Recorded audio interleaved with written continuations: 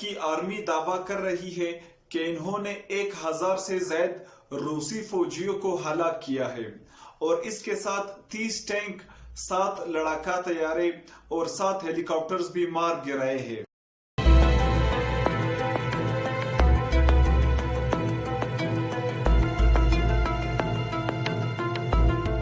दूसरी तरफ रूस की आर्मी यूक्रेन के दारुल हुकूमत कीव पर चारों तरफ से हमला आवर है।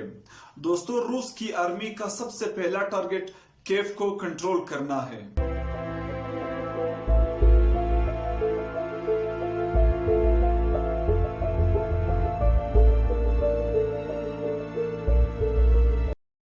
यूक्रेन के सदर व्लादिमीर ज़ेलेंस्की, जो कि एक बहादुर इंसान साबित हुए हैं। दोस्तों, ये 2019 में यूक्रेन के सदर बने हैं, लेकिन आप नहीं जानते होंगे कि यही सदर 2019 से पहले फिल्मों और ड्रामों में एज अ एक्टर यानी अदाकार के तौर पर काम कर रहा था। इसका ताल्लुक एक यहूदी खानदान से है, लेकिन ये रूसी जबान बोलता है। Всім добрий вечір. Лідер фракції тут, голова Офісу президента тут, прем'єр-міністр Шмигаль тут, Подоляк тут, президент тут. Всі ми тут, наші військові тут, громадяни суспільства тут, всі ми тут. Захищаємо нашу незалежність, нашу державу. І так буде й далі. Слава нашим захисникам, слава нашим захисницям. Слава Україні! आज सुबह सोशल मीडिया पर यूक्रेन के सदर ने एक वीडियो पोस्ट की, जिसमें इन्होंने उन अफवाहों की तरदीद की जिसमें यह कहा गया था कि यूक्रेन के सदर मुल्क छोड़कर भाग चुके हैं। इस वीडियो में व्लादिमीर ज़ेलेंस्की ने कहा कि हम अभी तक लड़ रहे हैं और मेरे साथ मेरी अपनी टीम भी मौजूद है और तमाम यूक्रेन के शहरियों से रूस के खिलाफ रेजिस्ट करने का मुतालबा किया या दरख्वास्त की है। सलामती कौंसिल में एक करारदाद पेश की गई अल्बानिया और अमेरिका की जानिब से, जिसमें रूस से यह मुतालबा किया गया था कि आप अपनी फौजें यूक्रेन से वापस बुला लें। लेकिन 15 ममालिक में से 11 ममालिक ने इस बिल के हक में वोट दिए और 3 ममालिक भारत, यूनाइटेड अरब इमारात और चीन ने इस वोटिंग में शिरकत ही नहीं की, जबकि रूस ने इस बिल को वेटो कर दिया।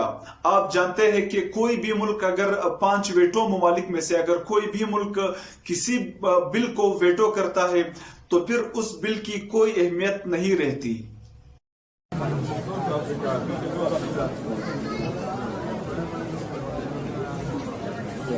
अस्सलाम वालेकुम जी, मैं खारकिव नेशनल मेडिकल यूनिवर्सिटी का स्टूडेंट हूँ। 4th ईयर में मैं स्टडी कर रहा था यहाँ पे, और यहाँ पे जो फिलहाल सिचुएशन बनी पड़ी है तो बहुत क्रिटिकल सिचुएशन बन गई है। तो हमें एम्बेसी की तरफ से कोई इवैक्यूएट नहीं किया गया। एम्बेसी की तरफ से हमें उल्टा झूठ बोला गया। पहले हमें बोला गया कि आप कीव में आ जाएं। हम सारे स्टूडेंट्स ने ऑलमोस्ट $3000 की टिकट्स बुक की ट्रेन की। ऑलमोस्ट कोई 200 स्टूडेंट होंगे, लेकिन जिस दिन हमने टिकट बुक कर ली है और हम मूव करने लगे थे, 2 घंटे पहले एम्बेसडर की कॉल्स आ रही हैं कि यहाँ पे ना है, कीव सेफ सिटी नहीं है, अब टर्नोपल में आ जाएं। बच्चे अपने पैसे सारे ज़ाया कर रहे हैं, ठीक है। एम्बेसी की तरफ से सारा झूठ बोला जा रहा है। अब एम्बेसडर वहाँ पे न्यूज़ पे बोल रहा है कि मैंने सारे स्टूडेंट यहाँ पे वहाँ से इवैक्यूएट कर लिए हैं, लेकिन बिल्कुल ये झूठ है। ऐसी कोई बात नहीं है। सारे के सारे ये देखे स्टूडेंट, ये दिखाएं कि सारे पाकिस्तान। एक पाकिस्तानी स्टूडेंट देखा, ये भी सारे पाकिस्तानी स्टूडेंट हैं।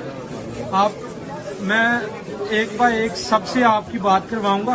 ये हमारे शायद यूक्रेन में रहने वाले पाकिस्तान के कुछ तलबा ने अपनी वीडियोस सोशल मीडिया पर डाल दी थी और कहा कि हम इन बड़े शहरों में फंसे हुए हैं और पाकिस्तान की जो एम्बेसी है यूक्रेन में, वो हमें यूक्रेन से निकालने के लिए कोई इकदाम नहीं उठा रही।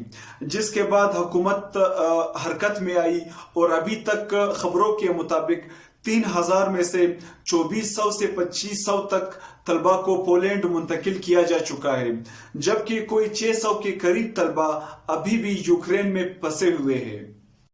चले पाकिस्तान जिंदाबाद, पाकिस्तान जिंदाबाद।